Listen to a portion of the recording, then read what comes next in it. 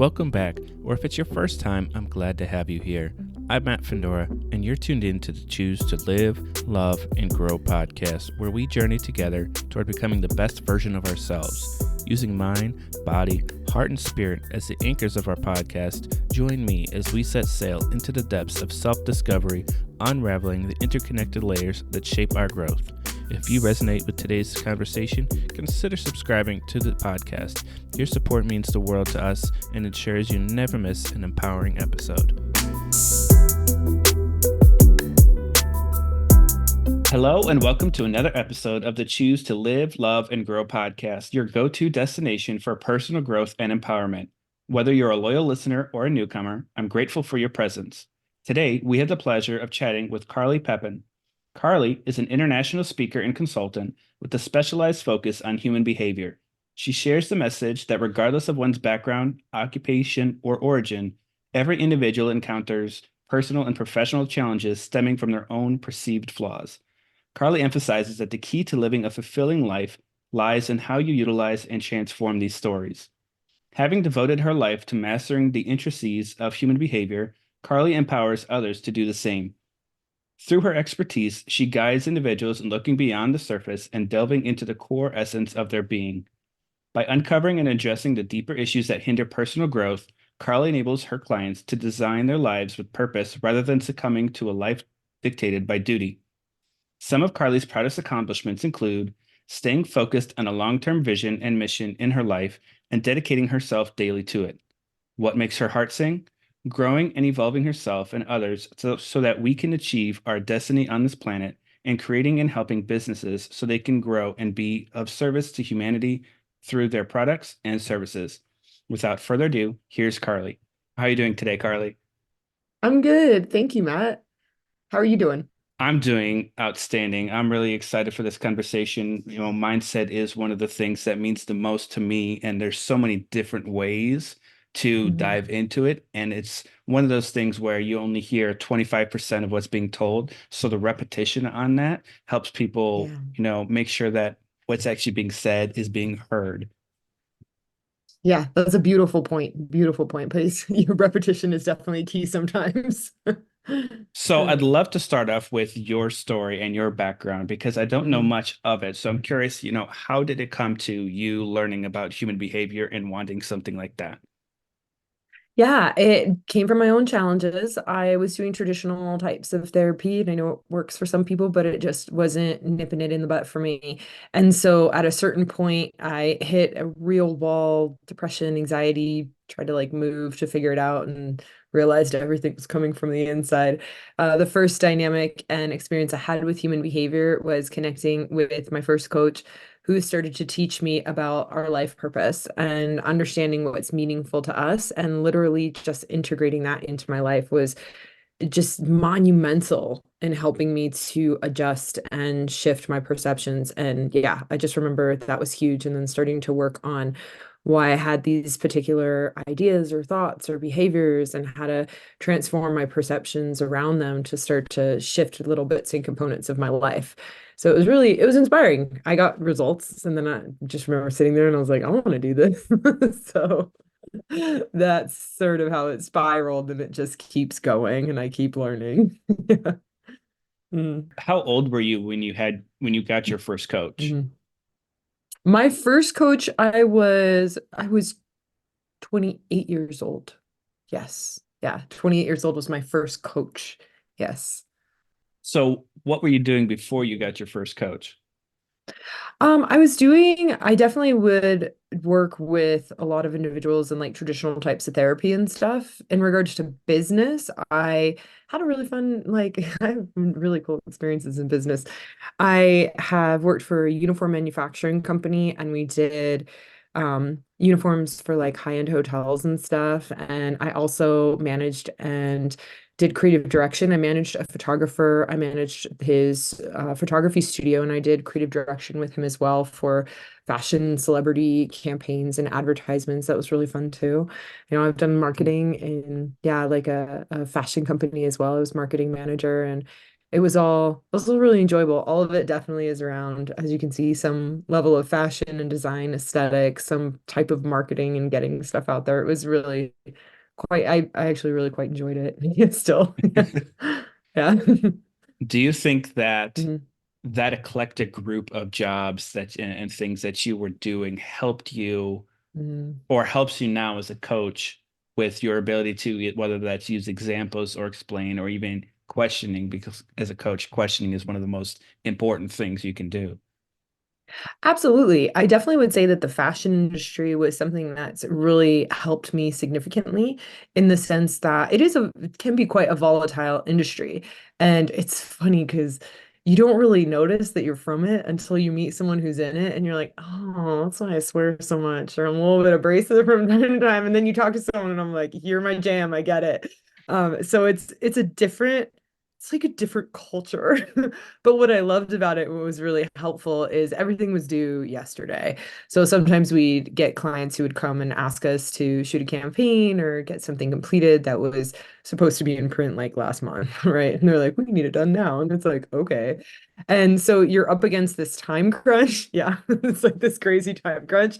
And then on top of that, you're also doing the creative on it and you're working with the creative. And then, like 2 hours before everything closes, I remember one time my boss being like, I need kids and I need like kids that look like little Buddhist kids for the shoot tomorrow. And I'm like, how many? And he goes, five. And I was like, oh crap. I was like, I got an hour and a half before all these agencies close. And I was like, okay, okay, I'm on it. And it's fun because in that industry, you can't say no.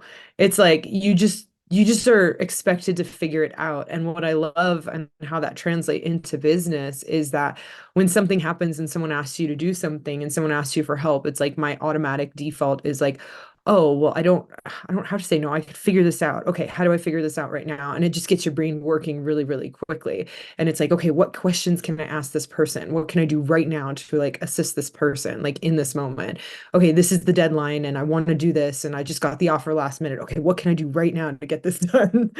So I Mhm. really appreciate like that dynamic of the expectations, but also, when you're having fun, it's not stressful. For people who don't have fun in what they're doing and they don't actually like love what they're doing and not inspired by it, an environment like that'll really like drain you. But if it's something that you love, let me just tell you, you'll thrive. Like you'll Mm, love it. That's mhm. part of the mindset. It's just doing what you love and loving what you do. Yeah, Yeah. it forces Mhm. you to actually take action and not just be like, Yeah. like you don't have that ability to sit back, which, that entire story kind of reminds me of what my 9 to 5 job is. So, my Mhm. 9 to 5 job is air traffic control. And so I see different versions of exactly what you said, where you've got that person who has fun with it and you have to make a decision like, okay, yeah, this is easy.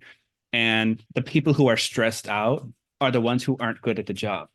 And Yeah. so, and you could see that because they whether that's they avoid it, they don't want the challenge, they're just like, I just want the money or whatever, you know. Amazing, isn't And you're like, it? okay, like if you once you learn and you make this mindset shift of, hey, maybe I can enjoy my work, imagine how much stress goes away when you actually enjoy what you're doing.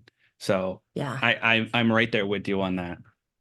Yeah, it's a beautiful example, and I'm glad that you could bring it into the dynamic of just like having a job because you're 100% accurate. It's like the people who look at their job as just this is a paycheck, I don't like it, I'm not enjoying myself. They're gonna show up and they're gonna hate it. They're gonna be stressed out. Whereas if it's the person who's actually sees that it's like something inspiring to them, they walk away from the job and they're not like, I need rest today. They're like, no, how was your day? It was crazy. Like I had this challenge, but we figured it out. Yeah. Yeah, and I feel like that happens Yeah. on a daily now that it's summer. That So makes sense. one of the things that you mentioned was when you got your first coach and he introduced you to purpose Mhm, and life purpose. You have, from my understanding, a different perspective on life purpose. mhm. Yeah. Could you do you mind sharing that with us? Yeah, absolutely. So we're kind of told in the world that we need to find our purpose. Like it's something we have to look for, right? And so that means that it's on the outside of you. But if purpose is innately something that is yours and yours alone, and we call it like this soul connection, then how could it be outside of you? Why do you need to go seek it and find it? Right? It kind of just is very just completely against what we think a purpose is, or we wouldn't know it is, right? So that comes back to this is something that's already in you. You can't get rid of it. You can't lose it. You can disconnect from it. Mindset, this is where mindset comes in. And when you're disconnected from it mentally, it can feel like it's lost. It can feel like it's gone, but you can't ever get rid of it. And so every day your life demonstrates what's truly important to you and what you love. And it's funny because, I mean, you just shared with your job, right? You actually like your job, that means that it's feeding you and you're doing things there that are inspiring. I was just talking to a client and he was sort of rattling off like why he loves his job, right? And he loves building teams, he loves coaching, and he loves watching people become what they didn't think was possible, right? So does he actually like the job or does he like what he gets out of it? He likes those components. Hmm. And if he wasn't getting those components, he wouldn't like the job. But if you gave him those things and put him anywhere in the world, he'd be super inspired. And so that's why we ask ourselves, it's like, well, if you look at your life, there's things that you invest your time and energy in that are draining you, that we're pretty sure of. But if you start to see what is energizing you during the day, those are the things that are inspiring to you. Maybe it's reading a book about a certain topic. Maybe it's actually reading, I have a friend who loves science fiction and he's working on writing a science fiction novel. So that makes sense for him, right? Hmm. There's people who love speaking, but I love sharing information, right? I love sharing information. So I love podcasts, right? I love them. I love coaching. I love it. You must like personal development and like learning in some form, or you probably wouldn't host a podcast. You get to ask so many questions and learn so much. Yeah. Yeah. And so it's cool. Like if we actually look at what's already energizing us, then we get to see what's purposeful and meaningful to us, right? How we love to invest our time most. Another really fun one to look at is how we're spending our money, right? So if I break down your expenses on a monthly basis, your finances are going to indicate what's most important to you. So if you are spending the most money on your housing, why? It might not just be because it's like just housing. Maybe you got a great deal on your house and you're like, I'm going to take advantage of this offer, and that's an investment component. Maybe you want something for your family, right? And it's really important for you to have a certain like dynamic for your family, and that's really important. The most money that I spend is on my personal growth every month, hands down. And so I'd rather have like a lifestyle that's not according to some other people. Like I just think about it sometimes. I was like, you have such a lavish lifestyle with like what you spend on personal development. But I love it so much. I'd rather have the growth than the car. However, there are people out there who love cars and they'll buy the car over the personal development package, and that's also okay. So it's just kind of looking at what your lifestyle is showing you, what energizes you, how you spend your time the most, like what you're actually investing your money in, and you'll start to see that you're not disconnected from your purpose. You're choosing on a regular basis to do the things that you love. That's why sometimes even we say, I can't afford this. But if you actually were like, well, I could if I stopped doing this, but I don't think I can let go of that. That's meaningful to you. Yeah. Hmm.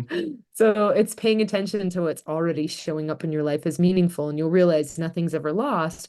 You just disconnected because you thought it should look a certain way. You thought it was supposed to be a certain way. And instead of thinking of the shoulds or supposed to, pay attention to what is, and then honor and appreciate that and invest in that. That's Hmm. you. That's your life. Yeah.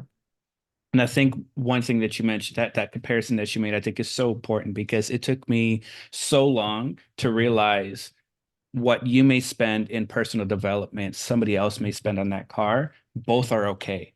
Yes. You don't have to have that person spend the same amount or invest the same No. amount into a car or in personal development, whichever. It's okay to be yourself and not focus on what other people are telling you should have. Hmm. Absolutely.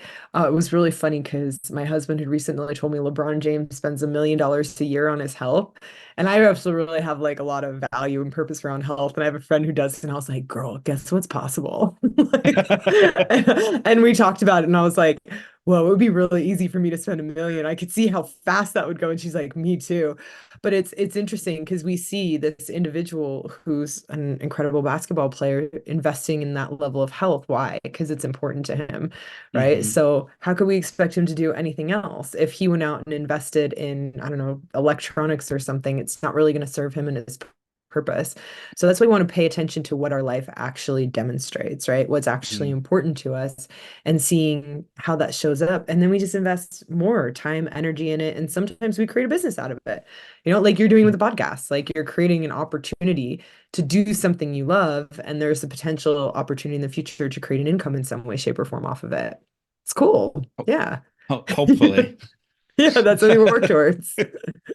Uh, So how besides looking at the financial aspect of things when we're looking at mhm. our money in and money out, what are other ways that we can create that purpose for ourselves, figuring out what that is? Yeah, so definitely paying attention to finances, definitely looking at all the things that energize you, right? Because it's funny because you'll find energy for the things that you love, right? You could be having the worst day ever and so tired, and then all of a sudden someone puts something in front of you and you say, yes, I'll do that. I remember I was talking to a client, they were judging themselves for not wanting to go golfing with this specific individual, like a family member. And then I said, okay, if I put you in a group of golfers with entrepreneurs, innovators, people who are on the cutting edge of like science and technology and AI and business builders, I said, you want to go golfing now? And he's like, yes, 100% yes. And I was like, okay. So it's not that you don't have the energy to go golfing. You just don't have the energy to do it with someone who's not connecting with you about things that are inspiring, right? So pay attention to the things that light you up. Pay attention to things that you go out of your way for to engage with, because those are the things, again, that are going to be important and valuable and purposeful to you. Also, pay attention to the things that you're going through pleasure and pain for. Right? If it's a fantasy, we expect one side out of it, right? A fantasy, we have this illusion that it's all going to be happy and it's all going to be bubbly. You see this a lot in entrepreneurship, business, when people are launching, they're like, I'm going to launch a business. I'm going to have freedom and time. I'm going to do all this stuff. I'm going to make money so fast. And then they get into business and they give up because they realize you have a different freedom and time, but you have some major constraints. Because now, yeah, oftentimes when you're building a business, you're working 8 hours a day for the job. But when you're building a business, sometimes you're working 14 hours a day or 16 hours a day. And sometimes you're doing that for a month straight. And that's your life. And so, yes, I might have the freedom to take a day off, but sometimes I don't have the opportunity because it's just not within, like, it would just impact my business, right? And you make those choices.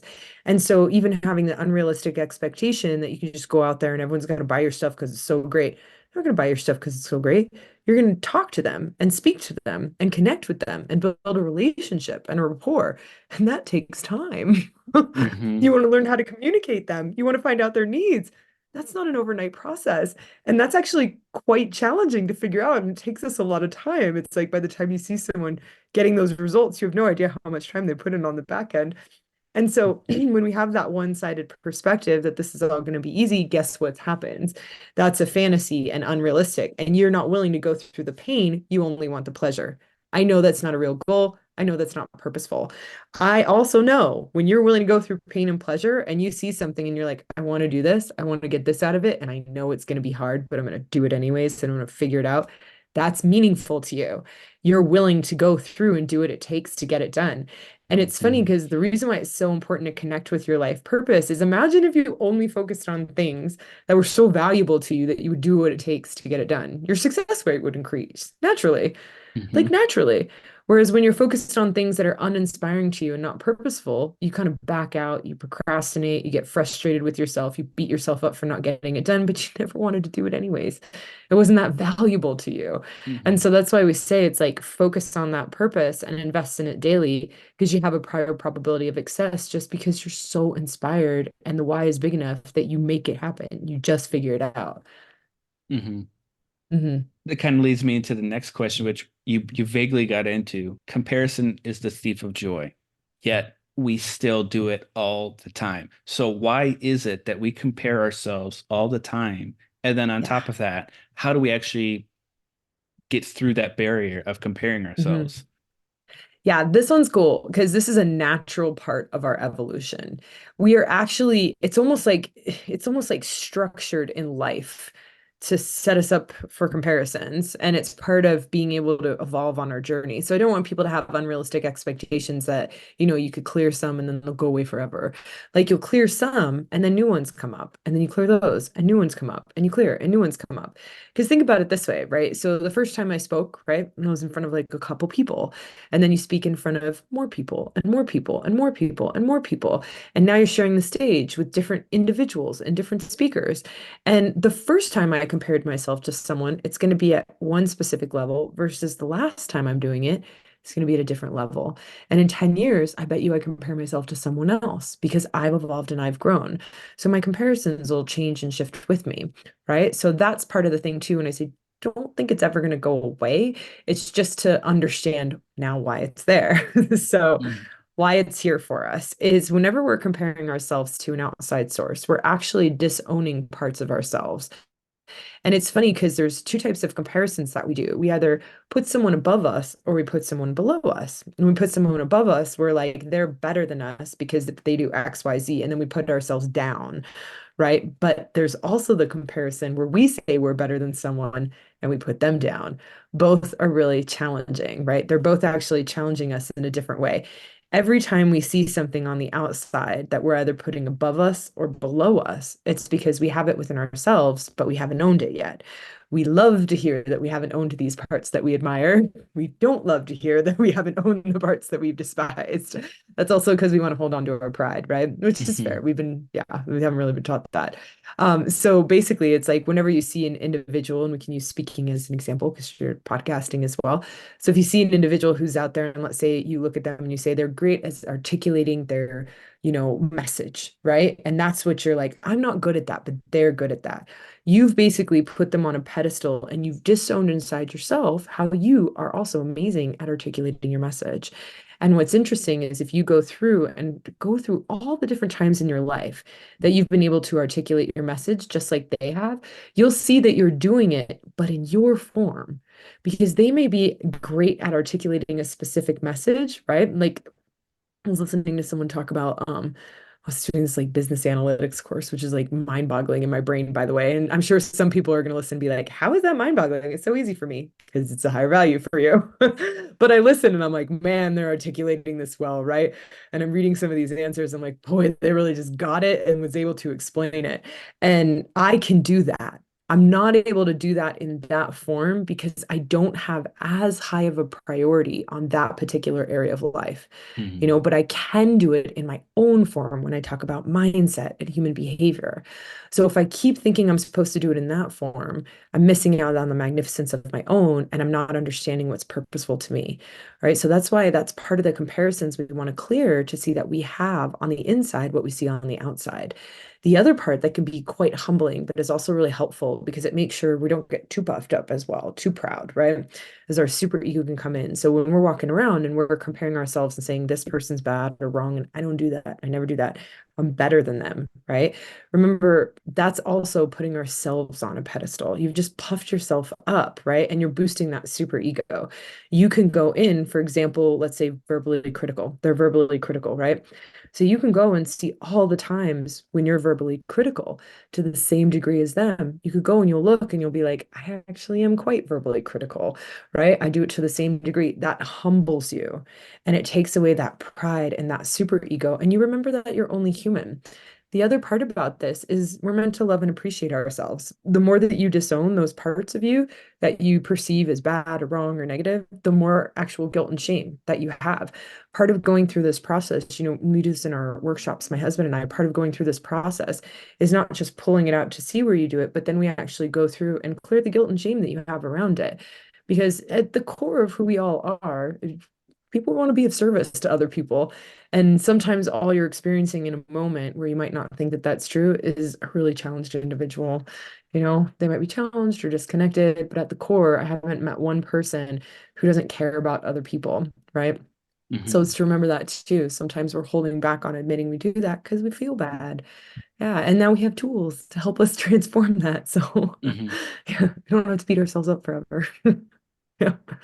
What's interesting is Mhm. I feel like while you're talking and I'm thinking of these different examples and whatnot, I kind of realized we always say comparison is the thief of joy, right? As if comparison is always a negative thing, but it's not Mm, always a negative thing. And just like you said, if we can find the value in ourselves and we can maintain that awareness of it while we're comparing ourselves to, somebody that we put on this pedestal, we can actually see that, hey, we actually have a lot of value to bring. For example, when I started my podcast, I'm like, man, first off, there's so many podcasts out there. Who the heck would listen to me, right? Like, why would anybody want to, like, who am I, right? And so one of the people that really inspired me to even be in this podcast field was Lewis Howes of the School of Greatness. And so when I'm imagining my podcast and seeing it in the future and whatnot, I'm envisioning him and kind of in a way comparing myself, because what I want to see is mm, what is that great thing that he brings? Why do people like him? And then how can I mhm. take that and use my own unique talents and gifts and kind of merge the two to create my own unique podcast that somebody would actually want to come and listen to and enjoy? That's beautiful. And this is the beautiful part too, because it's like instead of mimicking that individual, right? It's like, well, where is that in me? And then that's the question. It's like, let me find that in me and put it out in my own unique form. But it's like using him to stand on his shoulders, not in his shadows, right? And that's the key. Like when we're comparing, it's like, okay, if we're comparing to a point where it's like, you're not now going to do a podcast because he's better, that's not great. That's not going to work out. Hmm. But utilizing it at opportunity where it's like, wow, how does he draw on so many people? And what's that thing he's doing? And how do I pull that out of myself? And the cool thing is when you ask the question, how do I already have that? You realize that it's been there all along. Yeah. Like Hmm. you actually already have what you see in him. Anything that you see in that man, you have inside yourself, which is really inspiring. Yeah. Hmm. In your form.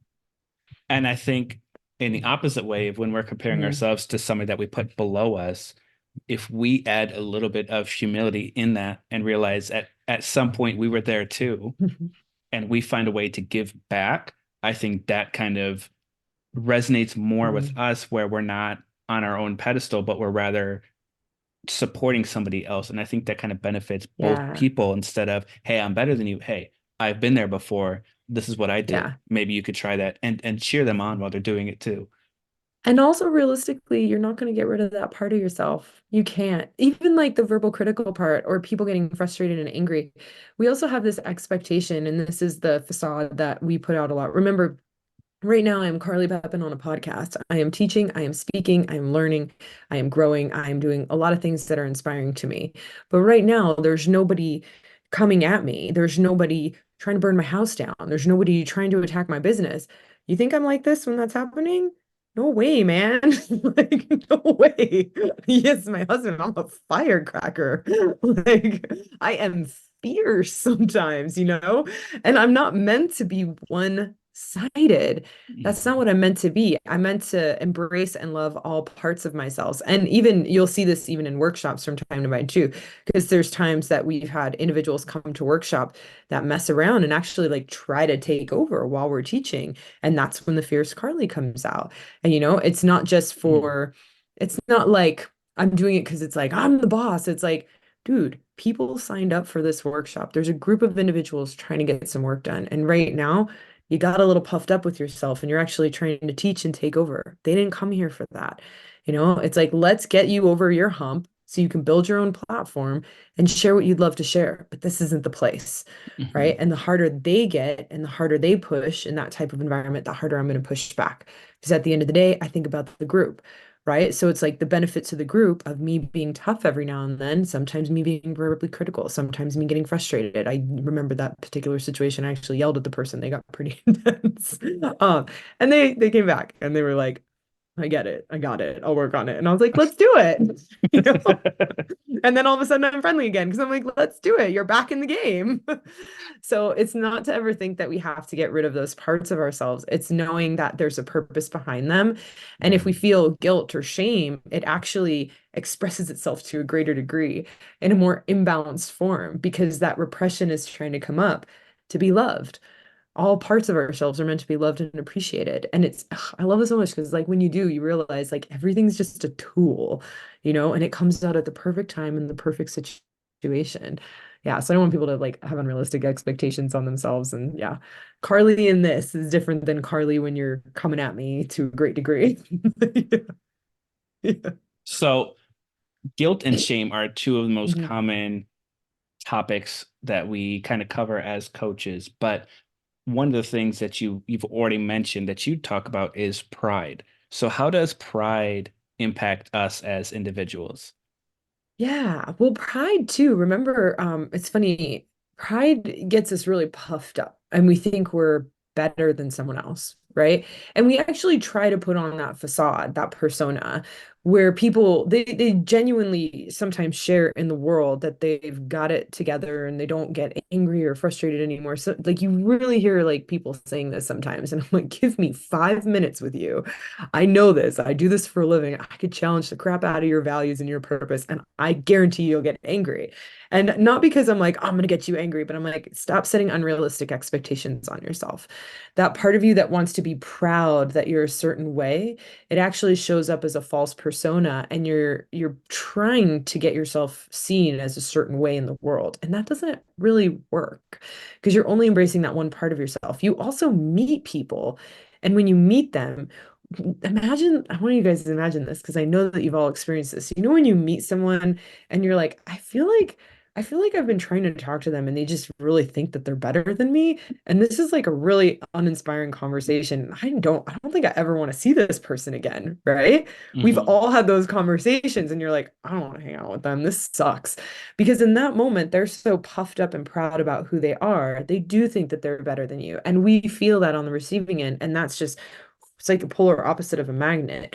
So remember when you're doing that as well, especially in our relationships and our business, and you're walking around and you have that air of you're better than someone, you're going to push people away. People don't want to be around you, and you're going to get humbled. They say the pride before the fall because that is a fact. So, and this is fun too. Like, I know sometimes it's hard because we get emotional when we get criticized, but when you get criticized, pay attention and ask yourself, where am I a little proud right now?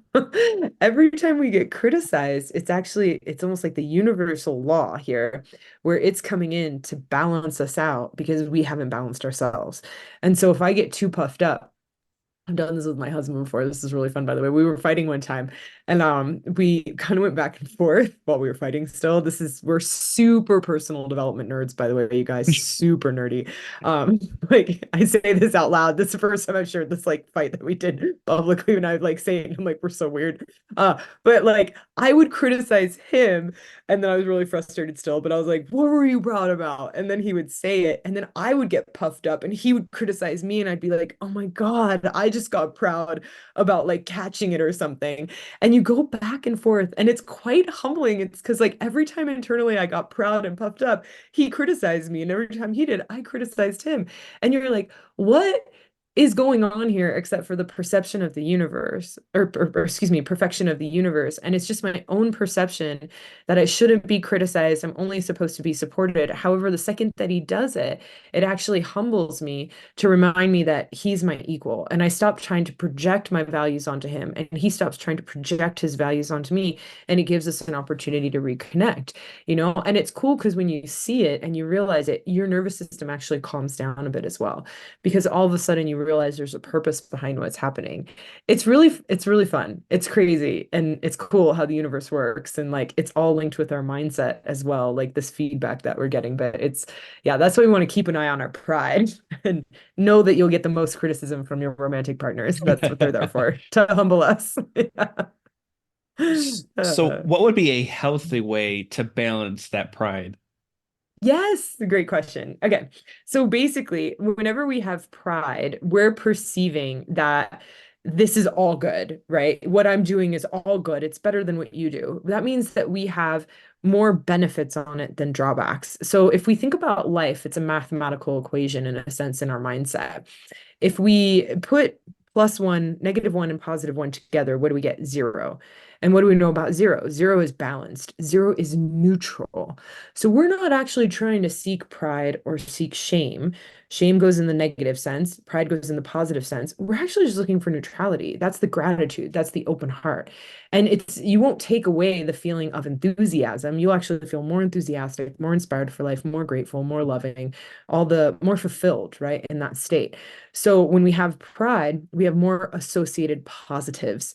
And that's also when we have that infatuation with someone, we're over admiring them. We have more associated positives. We're not seeing the other side. And so what we do is we start to look at how some of those behaviors are challenging, right? And a great example is when we're financially supported by people. Sometimes we love to be financially supported and we love to get those gifts. We've all fallen into that trap, by the way. And then you look at it and you're like, well, how is this actually a drawback, a disservice? How is it impacting me? You're like, whoa, I actually became really codependent. I lost my independence. Yeah, right. Like we all have gone through this and you see it and you're like, whoa, now I'm like hooked on it. I didn't get to make my own way. It didn't challenge me to figure it out on my own. And you become codependent on a person. So even though in some moments we think we're being helpful, you want to just make sure you look at the other side so that you see it has an equal amount of challenge and support. And that takes away the pride. And all of a sudden it just becomes an event. And then in a moment where you have the opportunity to give someone some cash, right, and support them, you'll think about it and you'll be like, this is going to be challenging for them, but I'm still going to do it. Like it's part of my life purpose and it's okay. But at least you have a balanced perspective and you've humbled yourself before someone else does. So it's really quite interesting. And that goes for anything that we have that perception on that has more positive than negative. And that's going to depend on you because you'd be surprised sometimes on what people have more positives on. Sometimes you won't have that same perception. So it's really a big self-reflection there. Yeah, Mhm. it's a fun question. Yeah. So how do we get to that self-reflecting mode of if we're always in, that positive aspect of things, Mm. how do we get in that mind, the right frame of mind to, hey, what are the challenges and try to balance that back out? Yeah. So this definitely does take time and practice, right? It takes time and practice. And I know everyone can see this. It's very easy to catch our shames and guilts, right? But what have we been taught our whole life? People have shared about shame and guilt. We understand shame and guilt. And there's been so many details in the world put on shame and guilt. There hasn't been as much with pride. So it takes a little bit longer to really get accustomed to how that feels. But it's weird when you start to notice it. You start to notice it to a greater degree. It's almost like this weird like overexcitement feeling, like it's elated but not in a balanced way, and you feel it. It's like almost like you got elated and you're on caffeine and you feel like kind of on top of the world, but not on top of the world. Like I feel grounded and secure and centered in myself. Like you're like on top of the world, like I'm unstoppable, I'm unbeatable, and that's not possible. Remember, we can never really make it. Like there's no end point in life. We Mhm. can't ever have all the knowledge. We can't ever have all the information about our physicality. Like LeBron James, there's a reason why he spends $1 million a year on health, right? He's wise enough to know he does not know everything. Okay, like so if we get like to that point where like I got this, I figured it out, I know everything or whatever it is in that one spot, that's when we know we've probably gotten a little puffed up about ourselves.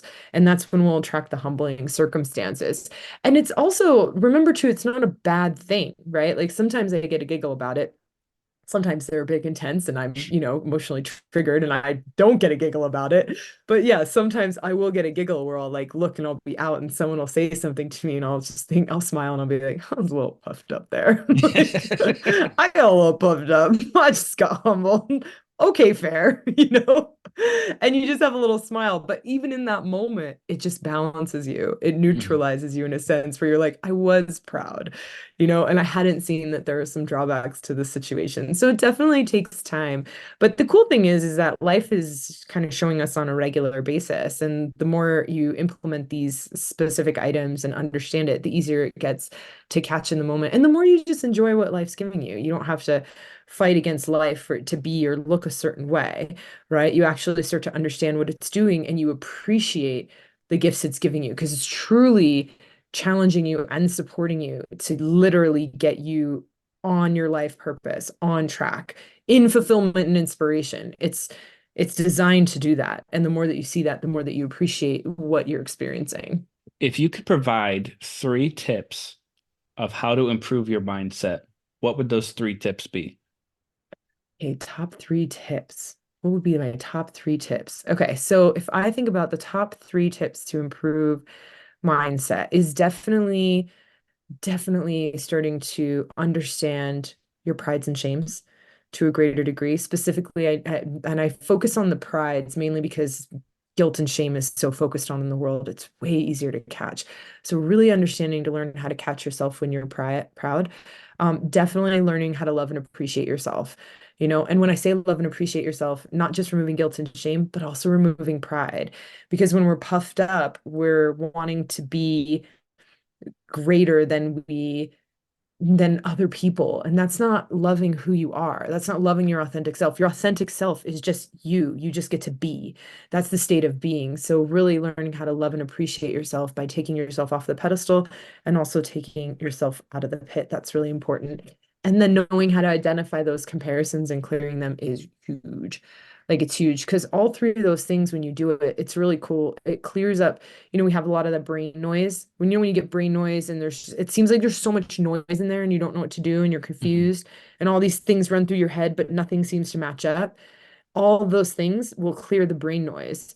And all that brain noise, when it dissipates, you get certainty, you get clarity on your vision, on your mission, on your purpose, and you just know what action to take. You know the next steps. And so each time we do it, we get more bits and pieces of that clarity. So that's why it's like so important to just focus on clearing those misperceptions in your mindset. So the first one was pay Mhm. attention to your pride and your shame and the Learn guilt. about them. Yeah. The second one was to love yourself. And then the third one was identify ways that you can remove those things. Yeah, transform those comparisons. Yeah. Awesome. So now that we're getting to the end of the podcast, I have Mhm. three final questions, which I ask all guests, and these are over the topics of what this podcast is, which is live, love, and grow.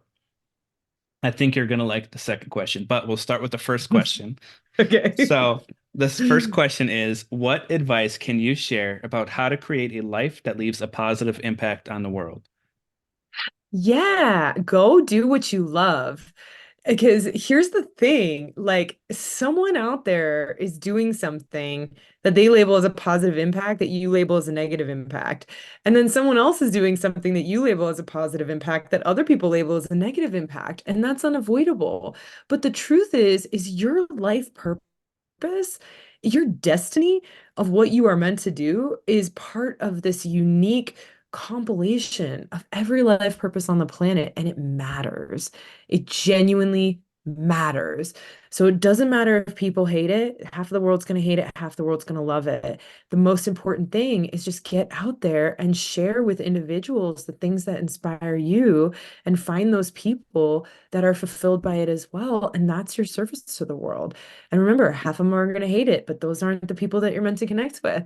Just connect Hmm. with the ones that love it. That's marketing. Hmm. Yeah, that's marketing and universal law put together. Yeah. The second question I have is, what are some practical ways people can cultivate self-love?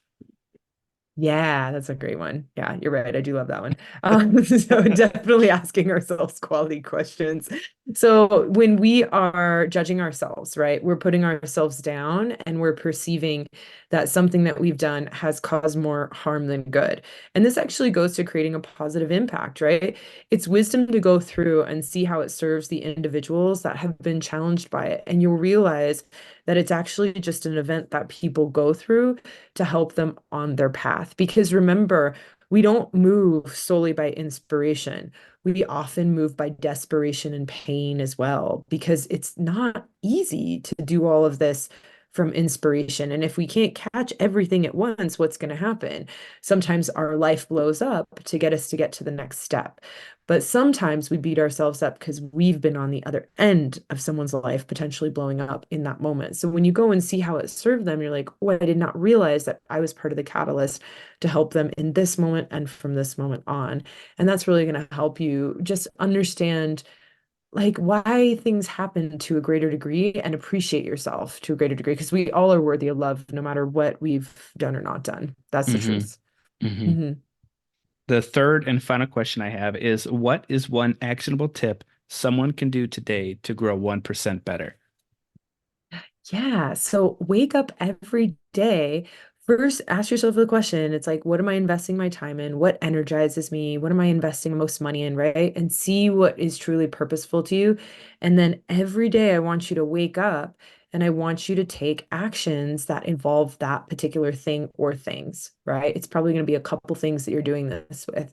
And when you do that, I can't even tell you how much your life can change just by that simple act because when you're waking up doing things that you love, you feel more fulfilled, you're more energized, you feel more alive. All of a sudden, like that coffee break is not necessary because the life is coming from the inside, the vitality, giving yourself permission to pull that out. So, really structure your day around your purpose. Figure out how to do that. So, how can people connect with you? Website's the best. So, carlypepin.com. And then I've got all the social media platforms, or you can connect with me directly there. Awesome. And how can we, the audience, support you on your journey? Yeah, implement this for sure. Yeah. Definitely implement it. Just and then just share with me. Sometimes just sharing with me like how some of this information served you. Send me an email on the changes that it made in your life. That's really inspiring. Yeah. And then if you want to go deeper, like come to a workshop and we go really deep in the workshops as well. And we like to, when I say spread the word, if something helps, spread the word. And then also yeah, come to a workshop. Let me prove it as well. That'd be amazing.